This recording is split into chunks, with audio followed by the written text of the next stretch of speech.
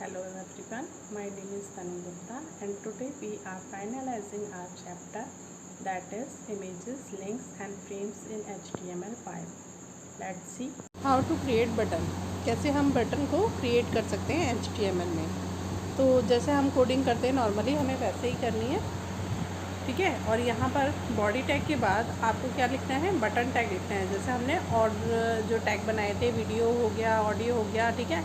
इसी तरीके से बटन को क्रिएट करने के लिए हमने बटन टैग का यूज़ किया है। यहाँ पर हमने बटन ओपनिंग टू टैग और क्लोज टैग दोनों को क्रिएट कर लिया। तो हमारा एक बटन क्रिएट हो गया है, लेकिन इस बटन पर क्योंकि हमने कोई इसका नाम नहीं दिया है, इसीलिए वहाँ पर भी कोई नाम डिस्प्ले नहीं होगा। तो यहाँ हम बटन का नाम देते हैं बटन्स आर नॉट टॉयज, ठीक है। तो जैसे हम रिफ्रेश बटन पर क्लिक करेंगे, बटन्स आर नॉट टॉयज के नाम से एक बटन क्रिएट हो गया है। अब इसमें लिंक क्रिएट करने के लिए हम एंकर टैग का यूज़ करेंगे। ए के साथ वही आपको href में रेफरेंस देना है जिस पेज से आप क्या करना चाहते हैं, लिंक करना चाहते हैं। जैसे मैंने इसमें दिया http www.technological.com, ठीक है। और यहाँ पर हमने एंकर टैग को क्लोज़ कर दिया क्योंकि हमें ये जो बटन है इसी पर ही क्या करना है, हाइपरलिंक सेट करना है, ठीक है। तो अब हम जब इस बटन पर क्लिक करेंगे तो ऑटोमेटिकली हम कहाँ पहुँचेंगे, जिस पेज का यानी टेक्नोलॉजिकल पेज का जो मैंने रेफरेंस दिया था वहाँ पर पहुँच जाएंगे। फिर अब तक हम इस चैप्टर में ऑडियो इंसर्ट करना, वीडियो इंसर्ट करना, हाइपरलिंक सेट करना, टेबल को इंसर्ट करना, ये सारी चीज़ें हम सीख चुके हैं। अब जो नेक्स्ट हम सीखेंगे वो सीखेंगे फ्रेम। अब तक हमने जो भी चीज़ें बनाई वो अलग अलग ब्राउज़र में बनाई। अब उन सारी चीज़ों को हम एक ही जगह यानी एक ही वेब पेज में किस तरीके से फ्रेम के थ्रू सेट कर सकते हैं वो हम सीखेंगे। तो इस वाले वेब मीन्स ये वाला जो सेक्शन है इसमें हम सीखेंगे कि किसी भी वेब पेज में हम फ्रेम को कैसे सेट करते हैं। इसमें क्या होता है, डिफरेंट प्रोग्रामिंग होती है जिसे हम एक ही पेज पर ले आते हैं, वही क्या होता है, आपका फ्रेम होता है। तो देखते हैं हम फ्रेम कैसे बनाते हैं। फ्रेम को बनाने के लिए वही आपको क्या लिखना है, सबसे पहले HTML टैग।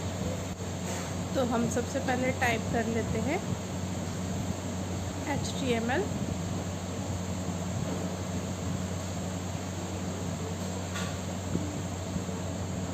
इसके बाद हमें टाइप करना है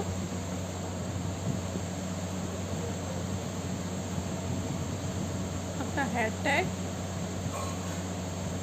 इसके बाद हमने टाइटल टैग क्रिएट किया, टाइटल हमने डाल दिया फ्रेम एग्जाम्पल, और इसके बाद हमारा टाइटल टैग क्लोज। इसके बाद हमारा हेड टैग क्लोज, क्योंकि हेड टैग जो है वो टाइटल टैग को कंटेन करके रखता है, यानी टाइटल टैग जो होता है वो हेड टैग का क्या होता है, पार्ट होता है। हमने हेड टैग को भी क्लोज कर दिया। इसके बाद हम टाइप करेंगे फ्रेम सेट।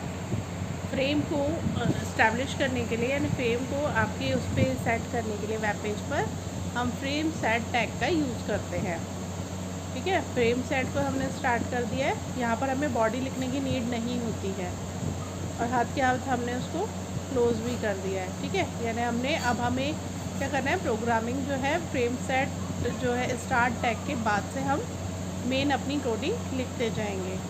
क्लोजिंग हमने पहले ही कर दी है। अब फ्रेम सेट के साथ आप कितने फ्रेम बनाना चाहते हैं अकॉर्डिंगली हम यहाँ से सेट करेंगे। हमें कॉलम कितने बनाने हैं और रो कितनी बनानी है। जैसे मैंने यहाँ पर कॉलम में डाल दिया, कॉलम मैंने डाल दिया 20% रखेंगे हम कॉलम को, ठीक है ना। 20% और 80%, यानी कि एक कॉलम बनेगा जो 20% का होगा और एक कॉलम होगा आपका 80% का। ये ध्यान रखिएगा, मैंने यहाँ पर कॉलम ही सेट किए फ्रेम सेट के लिए। अभी हमने रो के लिए कुछ भी नहीं की है कोडिंग। क्यों? क्योंकि आप कंफ्यूज ना हो, ठीक है। अब आप क्या करेंगे, क्योंकि हमने फ्रेम सेट को कॉलम्स में डिवाइड कर दिया है, तो यहाँ पर फ्रेम सेट का सोर्स भी हमें लिखना पड़ेगा, ठीक है, कि आप अपने उस फ्रेम के अंदर किस वेब पेज को एंटर करवाना चाहते हैं। तो यहाँ से हमने लिख लिया है टैग फ्रेम और सोर्स SRC, ठीक है। अब हम वो फ्रेम सोर्स देंगे ठीक है, जिसे हमें अपने कॉलम्स के अंदर एज अ फ्रेम रखना है। यहाँ हमने लिख लिया document1.html। ठीक है, ये हमारा पहले से बना डॉक्यूमेंट है, ये बात ध्यान रखिएगा। आपको ये डॉक्यूमेंट पहले से तैयार कर लेने हैं, यानी ये दूसरे वेब पेज है जो आपको पहले से क्रिएट करके रखने हैं और उन्हीं का रेफरेंस आपको देना है।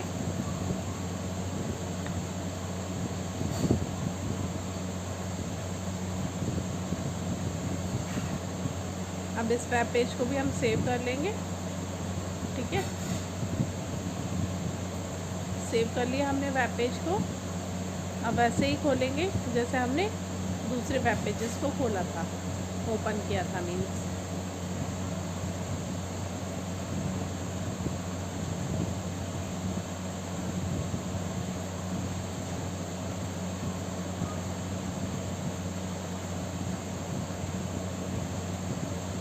ये देखिए हमारा पहले से बना हुआ है ये वेब पेज, जो document1 के नाम से सेव है, जिसका रेफरेंस हमने वहाँ पर दिया हुआ है।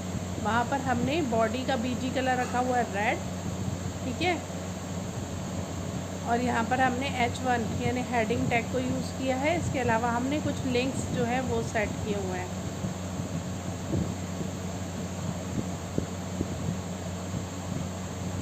तो ये जो है हमारे एक फ्रेम में रहेगा और दूसरे फ्रेम में दूसरा वेब पेज हम सेट रखेंगे।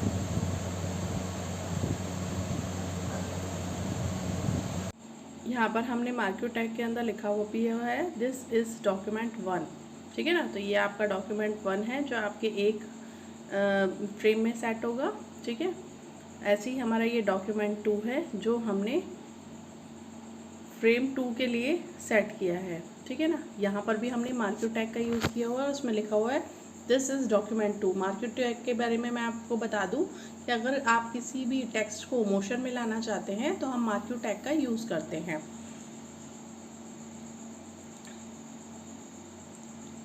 अब आप देखिए आपके पास ये वेब पेज आ गया जिसमें 2 फ्रेम सेट है। एक में आपके रेड कलर लगा हुआ है जो 30% हमने सेट किया था, तो सॉरी 20%, और सेकंड फ्रेम को हमने 80% सेट किया था जो आपको येलो में दिखाई दे रहा है। ठीक है, आपका जो सेकंड वाला जो है फ्रेम वो येलो कलर में है 80%। ठीक है, तो हमारे ये दोनों जो फ्रेम हैं वो हमारे वेब पेज में सेट हो गए हैं। तो इस तरीके से आप फ्रेम को सेट कर सकते हैं अपने डॉक्यूमेंट में। अब हम रो को सीखेंगे, रो को हम किस तरीके से सेट करते हैं। अभी तक तो हमने कॉलम ही बनाए थे, अब हम रो को सेट करना सीख रहे हैं। यहाँ पर हमने रो सेट कर ली है 50% एंड अगेन 50%, यानी हमारा अब वेब पेज जो है वो 4 फ्रेम्स में सेट हो जाएगा। ठीक है, आप देख भी सकते हैं इस तरीके से हमने 50% रखा, तो आपको यहाँ पर भी डिवाइडेशन हो गया है।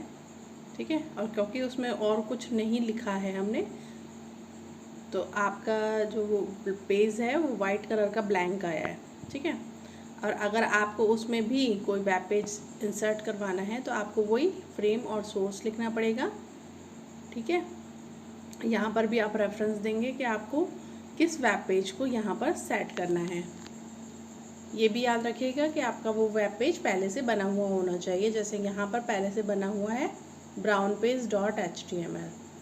अब वापस से हमने इसी को कॉपी पेस्ट कर लिया। ठीक है, अब यहाँ पर सिर्फ हमको फाइल का नेम चेंज करना है, ब्राउन पेज और ग्रीन पेज। ठीक है, तो अभी ये ब्लैंक है, हमने रिफ्रेश बटन पे जैसे ही क्लिक करा जो भी कंटेंट ब्राउन पेज वाले उसमें था फाइल में वो आ जाएगा और ग्रीन पेज वाला जो है वो आ जाएगा।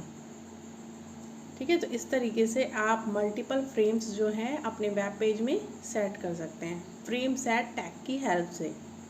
आपको सिर्फ और सिर्फ यहाँ पर कॉलम और रोज़ जो हैं वो लिखनी पड़ती हैं, कितना आप डिवाइडेशन रखना चाहते हैं वो यहाँ से आपको सेट करना होता है।